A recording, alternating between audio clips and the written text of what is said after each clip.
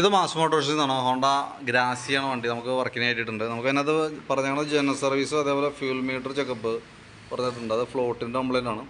പിന്നെ അതേപോലെ തന്നെ എഞ്ചിൻ ഓയിൽ ചെക്കപ്പാണ് പറഞ്ഞത് കേട്ടോ. അപ്പോൾ നിലവിൽ നമ്മൾ വണ്ടി ഓടിച്ച് നോക്കി വർക്കിന് കയറ്റിയിട്ടുണ്ട്. അതിൻ്റെ ബാക്ക് ബ്രേക്കൊക്കെ ചെക്ക് ചെയ്യാൻ വേണ്ടി അയച്ചിട്ടുണ്ട്. ബ്രേക്ക് ലൈൻഡർ നമുക്ക് ഇതുമ്പോൾ കിടക്കുന്നത് കമ്പനി ലൈൻഡറാണ്. ബ്രേക്ക് ക്യാമ്പൊക്കെ ഒന്ന് അയച്ച് ഗ്രീസ് ചെയ്ത് റീസെറ്റ് ചെയ്യാനുള്ളൂ. അതേപോലെ ബാക്കിലത്തെ ടയറൊക്കെ അത്യാവശ്യം ഉപയോഗിക്കാനുണ്ട്. ഹബിൻ്റെ ഭാഗത്തിൽ വേറെ പറയത്തക്ക കംപ്ലൈൻ്റ് ഒന്നുമില്ല. അപ്പോൾ നമുക്ക് നിലവിൽ ബ്രേക്ക് ക്യാമൊക്കെ ഒന്ന് അഡ്ജസ്റ്റ് ചെയ്ത് ഗ്രീസ് ചെയ്തതിന് ശേഷം റീസെറ്റ് ആക്കാം. അതേപോലെ ഗിയർ ഓയിൽ ചെക്ക് ചെയ്ത് വേറെ കംപ്ലൈൻ്റ് ഒന്നുമില്ല. എയർ ഫിൽറ്ററിൻ്റെ ഭാഗം നമ്മൾ ക്ലീനിങ് ചെക്കപ്പിനൊക്കെ ആയിട്ട് അയച്ചിട്ടുണ്ട്. കമ്പനി ഫിൽറ്ററിനോ ഹോണ്ടയുടെ ഒറിജിനൽ ഫിൽറ്ററിനെ കിടക്കണേ. കുറച്ച് പൊടിയൊക്കെ ഉണ്ട്, തുടച്ച് ക്ലീൻ ചെയ്തിടാവുന്നുള്ളൂ. പിന്നെ ക്ലച്ചിൻ്റെ ഭാഗം നമ്മൾ അയച്ചിട്ടുണ്ട്. ക്ലച്ച് ഗ്രീസിങ്ങിനൊക്കെ ആയിട്ട് അയച്ചാണ്. അപ്പോൾ നിലവിൽ വേറെ പറയത്തക്ക ലീക്കേജ് കാര്യങ്ങളൊന്നുമില്ല. അതേപോലെ തന്നെ ബെൽറ്റിൻ്റെ കണ്ടീഷൻ നമ്മൾ നോക്കി. ബെൽറ്റ് കമ്പനി ബെൽറ്റ് കിടക്കണേ, ഹോണ്ടയുടെ ഒറിജിനൽ ബെൽറ്റ് തന്നെയാണ്. വേറെ ഡാമേജോ കാര്യങ്ങളൊന്നുമില്ല കേട്ടോ. വലിയ പഴക്കമായിട്ടില്ല. മാറ്റിയിട്ട് ക്ലച്ച് യൂണിറ്റൊക്കെ ഒന്ന് ഗ്രീസ് ചെയ്തിട്ടാൽ മതി. അതേപോലെ തന്നെ വേരിയേറ്റർ ബോഡി ബോസ് ഡ്രൈവ് കാര്യങ്ങളൊക്കെയാണത്. നോർമൽ തേമാനൊക്കെ ഉള്ളൂ, വേറെ കംപ്ലയിൻ്റ് എന്ന് പറയാനൊന്നുമില്ല. അപ്പോൾ ക്ലച്ച് ഒന്ന് ഫുള്ള് ക്ലീൻ ചെയ്ത് ഗ്രീസ് ചെയ്തിട്ടാൽ മതി.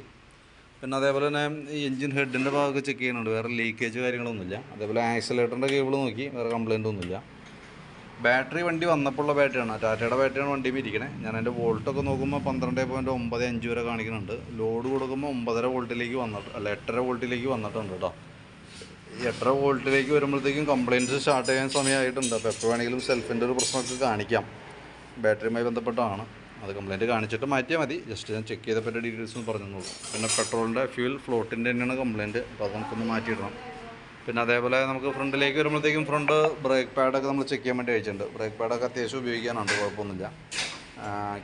കാലിപ്പർ ബ്രാക്കറ്റൊക്കെ ഒന്ന് അയച്ച് ഗ്രീസ് ചെയ്തിട്ടാൽ മതി. ഫ്രണ്ട് ടയറായാലും പുതിയ ടയറാണ്. വീൽ ബെയറിങ്ങിൻ്റെ ഭാഗം ചെക്ക് ചെയ്ത് വേറെ കംപ്ലയിൻ്റ് ഒന്നുമില്ല. കോൺസെപ്റ്റിൻ്റെ ഭാഗത്ത് ചെറിയൊരു ടൈറ്റ് കാണിക്കുന്നുണ്ട് കോൺസെപ്റ്റ് കേട്ടോ.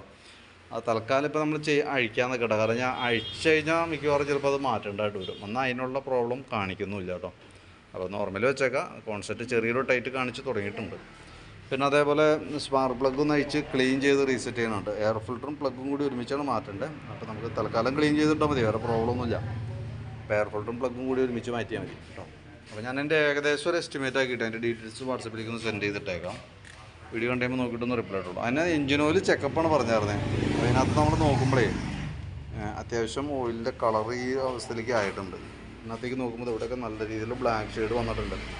ഈ നമുക്ക് ഇതിൻ്റെ എൻജിൻ ഓയിലിൻ്റെ കളറ് നോക്കിയിട്ട് 100% മാറ്റാറായിട്ടുണ്ടെന്നൊന്നും പറയാൻ പറ്റില്ല കേട്ടോ. കാരണം എന്ന് വെച്ചാൽ കിലോമീറ്ററിൻ്റെ അടിസ്ഥാനത്തിൽ നോക്കാം. 3000 കിലോമീറ്റർ ആയിട്ടുണ്ടെങ്കിൽ എൻജിൻ ഓയിൽ മാറ്റിക്കളയാം. ഇതിപ്പോൾ നോക്കുമ്പോൾ കളർ ചേഞ്ച് ഉണ്ട്, ഒരല്പം ലെവൽ കുറവും കാണുന്നുണ്ട്. അപ്പോൾ ശരിക്കും മാറ്റി പുതിയത് ഒഴിക്കണമായിരിക്കും ബെറ്റർ. അതേപോലെ തന്നെ മാറ്റുന്ന കിലോമീറ്റർ കൃത്യമായിട്ട് നോട്ട് ചെയ്ത് സൂക്ഷിക്കുക, അതായിരിക്കും കുറച്ചുകൂടി ബെറ്റർ കേട്ടോ. അപ്പോൾ എസ്റ്റിമേറ്റിൽ എൻജിൻ ഓയിലും കൂടി ഉൾപ്പെടുത്തണമുണ്ട്. വീഡിയോ കണ്ടതിന് ശേഷം നോക്കിയിട്ടൊന്ന് റിപ്ലൈ ഇടുക, അതനുസരിച്ചിട്ട് നമുക്ക് ചെയ്യാം. ഓക്കെ.